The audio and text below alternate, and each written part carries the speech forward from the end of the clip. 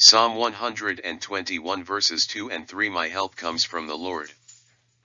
Psalm 121:2, My help comes from the Lord, who made heaven and earth.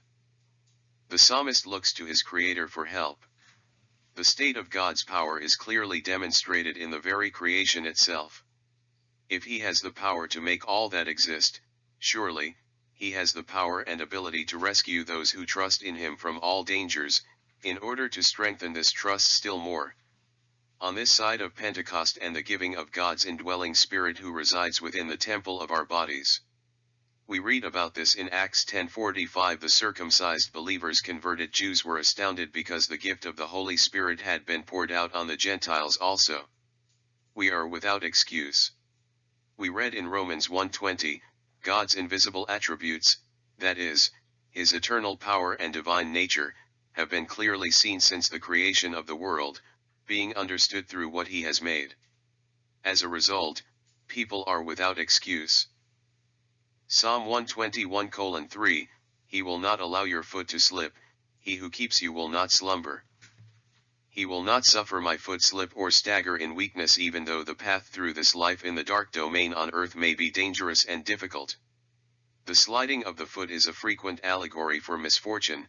However, if we stand firm in our faith, Jehovah will not permit our feet to slip. Among the hills and ravines of Palestine, the literal phrase keeping the foot from slipping is a sign of great mercy, just as it is in our own day of the high-speed auto. Do we remember to thank God for his mercy by keeping our tires on the road and shielding us from the threat of impact with another? In the slippery ways of a tried and afflicted life, the benefit of God's safeguarding is of priceless value, where even a single false step might cause us a fall in a world fraught with potential danger. Promised preservation should be the subject of perpetual faith and prayer, and we should pray with belief. We read in Hebrews 11:1, Now faith is the reality of what is hoped for, the proof of what is not seen. His watchful care will never slumber or cease, it will never diminish. His eye is on our sanctifying progress as we move toward the God-pleasing personality of Jesus. If you have been studying Psalms with me for any length of time, perhaps you will recall a similar passage in Psalm 94:17-18, If the Lord had not been my helper, I would soon rest in the silence of death. If I say, my foot is slipping, your faithful love will support me, Lord.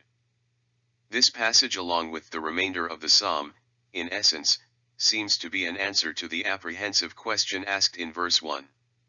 Where the author of the psalm appears to be in danger and some sort of trouble, he attempts to ease his mind and in his own soul builds imparting confidence to himself.